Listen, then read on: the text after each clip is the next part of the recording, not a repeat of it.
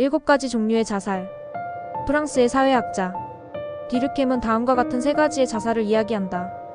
이기적 자살, 개인이 과도한 개인화를 보일 경우, 즉 개인과 사회의 결합력이 약할 때에 나타난다.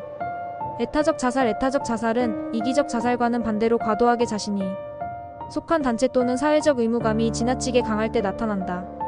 아노미. 에너미적 자살. 아노미적 자살은 사회 환경에서의 차이나 주어진 조건에 대한 불만 또는 도덕적 통제의 결여가 있을 때에 나타난다. 이 외에도 필자는 자살의 종류를 조금 더 구체적으로 7가지로 언급하고자 한다. 1. 감정적 자살. 주로 어린 학생들이나 젊은이들 가운데서 많이 일어나는 자살이다. 예를 들어 부모에게 꾸중을 들은 자녀가 순간적인 억울함이나 반항심을 억누르지 못해 충동적으로 투신 또는 투약을 통해 자살하는 일들이 있고, 젊은이들이 연애 중에 상대방으로부터 실현을 당하거나 감정적으로 극복할 수 없는 배신감이나 분노의 표출의 방법으로 자살을 선택하기도 하는데, 이러한 자살은 감정적 자살이라고 할 수 있겠다. 홧김에 어떠어떠했다는 말처럼 순간적인 화를 참지 못하고 극단적인 선택을 해버리는 경우들의 자살을 감정적 자살이라고 말하고 싶다. 이처럼 자살은 심리적 과열 상태에서 즉흥적으로 일어날 수 있다. 그러므로 감정적 자살은 우발적으로 발생할 수 있다. 감정적 자살은 우발적 자살. 우발적으로 일어나는 자살? 설명하기 쉽지 않지만 전혀 자살할 이유가 없는데 자살 사건이 일어나는 경우들이 있다. 과거 인기 연예인이었는데 자살하는 연예인, 한때 유명했던 정치인, 대학의 교수 등의 사람들이 자살을 한다. 유언장 하나 없이 자살을 한다. 왜일까? 필자는 사춘기를 지나면서 자살의 위기를 넘긴 적이 있다. 당시 내게는 김수미라는 여자친구가 있었다. 그런데 교회에서 삼랑진의 기도원으로 중고등부 수련회를 갔을 때의 일이다. 우연히 저수지로 나가서 물속을 들여다보고 있는데 저수지 건너편에는 수미가 나보다 2살 위였던 영만이라는 형과 함께 저수지 주변을 걸으며 이야기하고 있는 모습을 보게 되었다. 건너편에서 우연히 이 광경을 지켜보면서 저수지를 내려다보는 순간 저수지에 물로 뛰어들어 자살하고 싶은 강한 충동이 일어났다. 나중에 알게 된 사실이지만 둘은 수련회 행사를 준비하면서 공적 대화를 나누었을 뿐 다른 어떤 사적인 만남이 아니었다. 그때의 나의 감정은 단순했다. 수미야, 나는 너를 위해서라면 언제든 목숨을 버릴 수 있어. 라는 충성심을 인정받고 싶은 데서 나온 행동이었고, 그런 뜻이 아니라면 수미야, 충격받았지. 그러니까 앞으로는 다른 남자 만나지 마. 라는 마음, 수미를 사랑한다는 마음을 전하든지 아니면 나의 질투심에 수미의 마음을 괴롭혀주고 싶은 마음이었다. 그때 내가 유언장도 없이 죽었더라면 경찰에서나 나의 친구들까지도 나의 심리 상태를 제대로 이해한 이가 있었을까 싶다. 아마도 그 사건은 실족사로 처리되었을 것이다. 이와 같은 것들을 정리해보면 심리적인 측면에서 다양한 메커니즘의 작용에 따라 자살이라는 행동으로 옮기게 됨을 알 수 있다. 이 이성적 계산적 자살. 과거 노무현 대통령의 자살이나 박원순 서울시장의 자살의 경우도 고도의 계산된 자살이며 이성적 자살이라고 할 것이다. 두 사람의 공통된 특징은 변호사 출신이라는 점이다. 법률 상식에 박식한 그들의 입장에서 자신이 처한 난처한 상황을 벗어나고 자신의 가족들을 지키면서 자신의 명예까지도 지키는 유일한 방법이 자살이라고 판단한 것이다. 어떠한 피의자라도 피의자가 사망할 때 그 사건 자체가 공소권 없음이 되고 검사로부터 증거 수집을 비롯한 더 이상의 수사를 진행할 수 없음을 알고 있었기 때문에 자살이라는 마지막 카드를 사용한 것이다. 이들에게 있어서 자살은 이성적 판단하에 선택한 최선의 것이다. 삼타이에 의한 자살. 강요된 자살. 1940년대의 2차 세계대전을 통해 각 나라의 수많은 병사들이 죽음을 맞게 되는데 그중 전장에서 가장 많은 자살률을 기록한 나라는 일본일 것이다. 일본인들의 급진적인 사무라이 정신은 남의 생명을 빼앗는 것도 쉽게 생각하지만 자신의 생명을 버리는 것도 쉽게 생각한다. 일본인들은 천황을 신적인 존재로 여기기에 자신의 목숨을 천황을 위해서라면 기꺼이 내어 던지며 그렇게 하는 것을 자랑스럽게 생각한다. 그런데 일본군의 지휘관들은 일본 군대의 폐색이 짙어갈 무렵 어린 사병들에게까지 자결을 명령하였고 수많은 군인들이 할복, 투신, 자폭 등으로 자신의 생명을 아무런 의미 없이 내어 버려야만 했다. 과거 우리나라의 왕조시대의 범죄자가 엄형으로 내려진 사약을 받아 그 사약을 자신이 직접 마셔야 했다면 은밀히 이것도 자살을 강요받은 것과 같다. 타이에 의한 자살의 범주 안에 들어가야 할 중요한 한 가지가 더 있는데 그것은 바로 귀신에 의해 행해지는 자살이라는 것이다. 요천 10절에 예수님께서 알려주시는 마귀의 존재는 죽이고 멸망시키려는 목적을 가진 존재이다. 마귀가 사람들을 죽게 하는 방법은 다양한데 그 중에 한 가지가 자살이다. 그런데 정작 그 자살자는 자신의 의지와 상관없이 자살자가 되어버리는 경우가 있는 것이다. 나의 할머니는 자살로 생을 마감하셨다. 할머니의 생애는 너무나도 불쌍한 삶을 사셨다. 16살의 나이에 사별후 혼자가 되신 우리 할아버지에게 35세 시집을 온 것이다. 그리고 7명의 자녀들을 낳았다. 한때 홍역으로 우리나라에서는 많은 아이들이 죽어갔다고 한다. 그러다가 어느 달 한 달 동안 3명의 아이를 한꺼번에 잃으셨다고 한다. 바닷가에 파래를 채취하러 나가셨는데 바다 쪽에서 엄마하는 아이들의 울음소리가 들려온다고 하더니 그 길로 정신이 상자처럼 되셨다고 한다. 그리고 그분의 마지막은 농약 한 사발을 마시고 돌아가셨다고 한다. 구사일생이란 말처럼 7명의 자녀들 가운데 우리 아버지만 끝까지 살아남으셨고 아버지는 80세로 소천하셨던 것이다. 귀신들의 활동 목표는 사람들을 죽음으로 끌고 가는 것이다. 진하게 실패하게 만들고 사업에 실패하게 만들고 결혼에도 실패하게 만들면서 삶의 의욕을 무력화시키고 자살을 부추긴다. 그리고 귀신은 사람을 우울하게 하고 병들게 하고 망하게 한다. 일반적인 의사들이나 심리학자들이 이해하지 못하는 부분은 영적이라는 부분일 것이다. 경험적으로나 통계학적으로 발표되지 않는 내용에 대해서는 학습할 수가 없기 때문이다. 지금이나 예전이나 우리의 주변에는 납득할 수 없는 자살 이야기가 넘쳐난다. 내가 태어났던 경남 고성군 마안면에도 전래되어 오는 자살 이야기가 있다. 우리 동네에서 가까운 곳에 저수지가 있는데 그 저수지에는 몇 년에 한 번씩 자살하는 사람이 있다는 것이다. 다음은 할아버지께 들은 이야기이다. 해가 저물고 어둠이 짙게 내리는 밤 시간에 배둔의 5일장에 다녀오시던 할아버지는 몇 잔의 술을 드셨기에 기분이 적당히 좋은 상태로 집으로 돌아오시던 길이었다. 그런데 누군가 앞에서 걸어가는 것을 발견하고는 누군지 확인하려고 걸음을 재촉한다.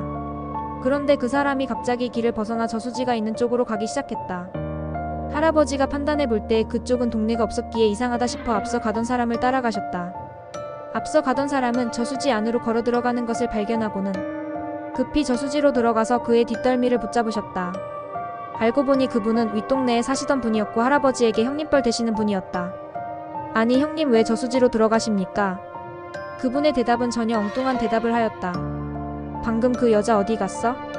내막을 들어본 직장에 갔다가 돌아오는데 예쁜 여자가 자기의 손을 잡아 끌며 서방님 빨리 집으로 가요 하며 자신을 끌고 가는데 자신도 모르게 그 여인을 따라가는 길이었다고 한다. 이 일이 약 한 세기 전에 일어난 일이었다고 쳐도 그것은 옛날 이야기로 무시해버릴 수가 없다. 지금도 세계 곳곳에서는 이와 유사한 일들이 일어나고 있지 않겠는가? 만약 그런 일이 일어난다면 현대의 의사나 심리학자, 자살 전문가라고 해도 그 죽음의 이유를 어떻게 해석할까? 궁금해진다. 4선택적 자살. 마사다 항전에 대한 이야기를 들어보았을 것이다. AD 70년경 침략자 로마군에 대항한 유대인 열심당들이 자신들의 가족까지 960명을 데리고 이 이스라엘의 남부 사해 근처에 위치한 마사다로 피난한다. 로마군에 항전하던 중 결국 로마군에 에워싸인 채 성이 함락되어 모두가 몰살할 위기에 있을 때 모두가 스스로 목숨을 끊기로 하고 저항군들인들은 각자 자신의 가족을 죽이고 결국은 자신들도 스스로 목숨을 끊었다는 이야기이다. 이들의 자살은 어떤 면에서 죽음의 방법을 선택한 것이라고 볼 수 있다. 많은 피해를 입었고 오랫동안 고생한 것에 대하여 분에 가득 찬 로마 군인들은 마사다를 정복했을 때 죽음은 당연한 것이고 죽이기 전에 자신과 자신의 가족들에게 어떤 극악한 짓을 행할지 아무도 알 수 없을 상황에 그들은 잠깐의 고통으로 자신들의 생명을 끝내기로 결정한 것이었다. 이러한 자살은 노인들의 죽음이라는 도무지 피할 수 없는 운명 앞에서 마지막 순간에 선택하는 안락사와 맥을 같이 한다. 어차피 죽을 목숨이라면 어떤 방법으로 죽을 것인가에 대한 선택적 죽음 또는 선택적 자살이라는 말이다. 희생적 자살. 필자는 어떤 이유에서든 자살을 미화할 의도는 없다. 그러나 우리의 주변에는 어떤 공익을 위해 자신의 목숨을 희생하겠다는 생각으로 죽음 앞에 자신의 소중한 목숨을 던지는 의인들이 있다. 예를 들어 우리나라의 강제구 소령처럼 자신의 부하들을 살리기 위해 폭발 직전에 수류탄 위에 자신의 몸을 던져 장렬히 사망했는데 이런 죽음도 희생적 자살이라고 할 것이다. 오늘날 우리나라에서는 이런 의로운 죽음을 맞은 사람에 대해서 국가에서는 의사자로 선정하여 그의 업적을 칭송한다. 몇 년 전에 일어난 세월호 사건 속에서 희생적인 죽음을 자처했던 세 사람을 의사자로 지정한 예가 있다. 우리나라에서는 의사자로 선정되면 자신의 급여의 240배의 보상금을 받고 의료급여 일종 수급자로 지정되고 교육, 취업 등에서도 보호 혜택을 받으며 사후의 시신은 국립묘지에 안장된다고 한다. 신약성경 요한복음 15장 13절을 보면 예수님께서는 제자들에게 이렇게 가르치신다. 사람이 친구를 위하여 자기 목숨을 버리면 이보다 더 큰 사랑이 없나니 여기서 자기 목숨을 버린다. 는 표현은 자살적 의미가 담겨 있는 것이다. 버티칼 리미트라는 영화 속에서 아버지는 두 자녀를 살리기 위해 자신의 로프를 자르게 합니다. 수십 미터의 허공에서 계곡으로 추락한다면 자신이 죽는다는 것은 너무나도 분명히 알고 있음에도 자녀를 위해서 그렇게 결정한 것이다. 수많은 영화 속에서 주인공을 위해 또는 사랑하는 자녀를 위해서다. 연인을 위해 자신의 목숨을 버리는 모습들은 어렵지 않게 볼 수 있다. 날아오는 총알이나 화살 앞에 자신을 내던지는 일은 자살이다. 전쟁 영화에서는 적군이 휘두르는 칼이나 창 앞으로 자신을 던지고 날아오는 수류탄에 자신의 몸을 던져 산화하는 모습들도 보게 된다. 이 모든 경우들도 자살이지만 이러한 자살적 행동들은 많은 사람들의 칭찬을 받을 만한 일이요. 예수님은 가장 큰 사랑의 희생자라고 칭찬하실 것이다. 예수님은 십자가에 죽으시기 전에 제자들에게 이렇게 말씀하신다. 요한복음 10장 11절에 나는 선한 목자라 선한 목자는 양들을 위하여 목숨을 버리거니와. 여기서 버린다는 표현은 버리지 않을 수도 있다는 것이다. 마태복음 10장 28절에 인자가 온 것은 섬김을 받으려 함이 아니라 도리어 섬기려 하고 자기 목숨을 많은 사람의 대속물로 주려 함이니라. 예수님은 자기 목숨을 내어주셨고 우리들에게는 친구를 위하여 목숨을 버리기를 주저하지 말라고 하시는 것이다. 그래서 기독교인들은 전통적으로 순교를 가장 큰 영광으로 생각했다. 순교는 다른 말로 희생적 자살이요 거룩한 죽음이라고 할 수가 있을 것이다. 기독교인들이 죽음을 두려워하지 않는 가장 분명한 이유는 죽음 이후의 부활 그리고 영원한 영광이 있음을 믿기 때문이다. 마태복음 16장 25절에 누구든지 나를 위하여 제 목숨을 잃으면 찾으리라. 는 말씀을 믿고 나는 목숨을 버려도 내 목숨을 찾아주실 분이 계심을 알기 때문이다. 6. 무의식적 자살 점진적 자살. 앞에서 말한 의식적 자살과 달리 무의식적인 자살도 있다는 것이다. 이 책에서 좀 많이 다루고 싶은 부분이 이 부분이다. 무의식적 자살 다른 표현으로 점진적 자살이라고 해도 될 것이다. 점진적이란 말의 사전적 의미는 점점 앞으로 나아간다. 는 뜻이다. 그러므로 점진적 자살이란 말은 자신의 죽음을 향해 점점 나아간다. 는 말이다. 죽음은 한순간에 죽어도 죽음이고 오랜 시간을 두고 천천히 죽어가도 죽음이다. 마찬가지로 자신의 몸을 천천히 학대하면서 병들게 함으로 죽는 것도 결국은 자살인 것이다. 우리는 보편적인 이해의 관점에서는 담배를 피우는 흡연 행위를 자살행위라고 이해하지 않는다. 거의 매일같이 습관적으로 술을 마시고 취해서 사는 사람이나 습관적으로 음주운전을 하는 사람들은 자신의 행위 자체를 자살로 인식하지 않는다. 그러나 전문가의 관점 또는 언론, 그리고 필자의 생각으로는 흡연이나 음주 등 자신의 몸에 위해를 가하는 행위는 천천히 자신의 몸을 죽이는 자살행위라고 말한다. 세밀하게 들여다보면 흡연의 해로움은 심각하리만큼 우리의 생명을 단축시킨다. 하루에 담배 2갑씩 10년을 피우면 우리의 생명이 5년 이상 단축된다고 한다. 10년간 피운 담배는 14만 6천 개비인데 5년을 분으로 계산하면 76만 3,800분인데 담배 한 개비를 피울 때 약 5분의 생명이 단축된다는 계산이 된다.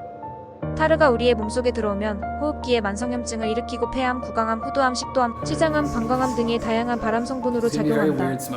그 외에도 심혈관 질환, 골다공증, 백혈병, 치매에 이르기까지. 담배의 타르 성분이 우리 몸에 주는 데미지는 이로 헤아릴 수 없을 만큼 많다. 담배 연기의 주성분인 일산화탄소, 이산화탄소, 시아나수소, 암모니아와 질소화합물은 40여 가지 발암물질을 발생시키고 우리의 체내에서 4천여 가지 화학 반응을 일으킨다고 한다. 담배만으로도 비흡연자의 27배의 폐암 발생률을 기록하고 술과 담배를 같이 하면 암 발생률이 37배나 높아진다는 조사 결과가 있다. 그러면 지금부터 자살의 신개념의 세계로 들어가보자. 예를 들어 어떤 90대의 노인이 갑자기 쓰러져서 병원으로 옮겼는데 췌장암 말기에 암세포가 이미 온 몸으로 전이 되어서 앞으로 한 달 정도밖에 살 수 없다는 진단을 받았다. 이 노인이 중환자실에 입원하여 사경을 헤매던 중 입원한 지 29일이 되던 날 의사는 가족들에게 오늘 밤을 못 넘길 것 같으니 장례를 준비하라고 통보했다. 그런데 그날 밤에 이 노인이 자신의 침대 옆 창문을 열고 10층에서 뛰어내렸다. 자연수명으로 볼 때 불과 몇 시간을 남겨둔 시점에 마지막으로 힘을 내어서 투신 자살을 한 것이다. 노인의 몸 상태가 복수는 차올라서 만삭의 여인 같고 몸은 꼬챙이처럼 말랐고 소변 봉지는 붉은색 핏물로 가득하고 온몸에서 시체 냄새가 진동하는 이 노인의 상태는 어느 누가 보아도 산 사람 같지 않은 상태였음에도 이 노인의 최종적 사인은 병사가 아니라 자살인 것이다. 자살이란 80년을 더 살 수 있는 10살짜리 아이의 자살도 자살이고 자연수명이 몇 분 남지 않은 90대의 암 환자 노인의 자살도 자살인 것이다. 그렇다면 우리는 자살에 대한 정의를 새롭게 해야 할 필요성을 느낀다. 자살이란 자신의 생명이 단축된다는 사실을 알면서도 자기 자신이 수행하는 모든 행위 자체 모두를 자살행위라고 해야 한다는 것이다. 즉 흡연, 음주, 마약, 지나친 자위행위, 외도, 기염이 높은 창녀와의 매음, 수간, 무서운 에이즈라는 질병을 유발시키는 동성 간의 성행위도 자살행위인 것이며 건강을 해치는 중노동까지도 자살행위이고 더 나아가서는 폭식을 하는 행위도 자살행위이다. 더 은밀히 말하자면 모든 것을 비관적으로 생각하고 언어생활을 살펴볼 때 내가 죽어야지, 죽어버리자, 다 때려치워버려 확 등의 욕설과 저주를 입에 달고 살다가 죽은 사람도 자살한 것이다. 자신의 정신 건강을 해치는 사람은 그 육체의 건강도 함께 무너지게 되고 그의 죽음을 재촉하게 되기 때문이다. 그러므로 자살이란 자신의 수명을 자기 스스로가 서서히 단축시키는 행위로부터 급격히 단축시켜버리는 모든 행위를 자살이라고 보아야 한다는 말이다. 7. 질병적 자살. 앞에서 타의에 의한 자살을 이야기하며 귀신에 의한 자살을 언급했다. 실제로 귀신은 우리의 정신세계를 공격한다. 분노, 욕심, 거짓, 음란, 미움 등의 마음을 일으킨다. 갈등, 다툼, 원망, 난폭함 등의 환경을 만들어낸다. 귀신의 공격을 받은 사람들은 정신적인 스트레스로부터 정신질환까지의 다양한 질병적 환경과 마주하게 된다. 놀랍게도 정신적 질병을 가진 사람들에게서 심각할 정도로 많은 자살률이 발생한다는 사실이다. 정신분열증을 가진 이들은 정상인들과 비교할 때 자살률이 30배 이상 높다고 한다. 실제로 정신분열병을 가진 사람의 10%는 자살로 삶을 마감한다고 한다. 정신분열병은 피해망상, 죄책망상, 환청 등으로 고통을 받다가 자살을 실행하게 된다는 것이다. 전 세계적으로 인기를 누리던 이들도 영광스러운 삶을 허무하게도 자살로 마감하고 있다. 위키백과사전에서 자살자들을 검색해보면 너무나도 유명하고 명문가의 사람들, 이쁘고 멋있고 잘생기고 재능 있고 심지어 어마어마한 재산을 남겨두고도 자살한 사람들이 넘쳐나고 있다. 그들 중에는 세계적으로 알려진 영화배우 오드리 헵번과 같은 배우들과 유명 가수, 정치인, 기업인, 소설가, 모델, 연예인, 평론가, 기타리스트, 운동선수, 심지어 종교인들도 헤아릴 수 없을 정도로 자살로 생을 마감했다. 우리 한국에서만 해도 유명한 가수나 탤런트 등의 연예인들이 수없이 자살자의 반열에 올라서 있다. 고인이 되신 분들 중에 대표적인 유명인들은 장덕, 서지원, 김광석, 이은주, 장자연, 안재환, 안소진, 윤희, 정다빈, 이재찬, 최진실, 최진영, 조성민, 박용화 씨 외에도 한국 최고의 기업의 대표들도 자살자의 반열에 올라 있는 것을 본다. 이들이 자살에 이르는 과정을 살펴보면 많은 이들이 우울증이나 대인기피증이나 불안장애를 가진 이들이 대부분이었다. 우울증이나 공황장애 등을 가리켜 마음의 질병이라고 한다. 그리고 우울증이나 공황장애 등을 가리켜 죽음에 이르는 병이라고 한다. 대부분의 사람들은 이들의 자살을 자살이라고 하고 종교계에서는 죄악이라고 정죄하는 분위기이다. 그러나 이들의 자살은 죽음에 이르는 병으로 말미암은 사망이라고 해야 할 것이다. 그러므로 질병적 자살이라는 말은 질병적 사망이라는 말로 바꾸어도 될 것 같다. 병들어 죽는 것을 병사라고 한다. 우울증으로 인한 자살, 공황장애로 인한 자살, 정신과적 질환이 원인이 된 모든 종류의 자살은 질병적 자살이라고 함이 옳다는 말이다. 노인의 경우에도 일반인보다 치매 노인의 자살률은 월등하게 높다. 치매 노인의 자살을 두고 비난할 수 있겠는가? 치매 노인의 자살을 죄라고 할까? 질병이라고 해야 함이 옳다. 마찬가지로 우울증을 비롯한 정신과적 원인으로 자살하는 모든 이들의 자살은 죄악이라고 정죄할 것이 아니라 질병으로 이해되어져야 한다는 것이다.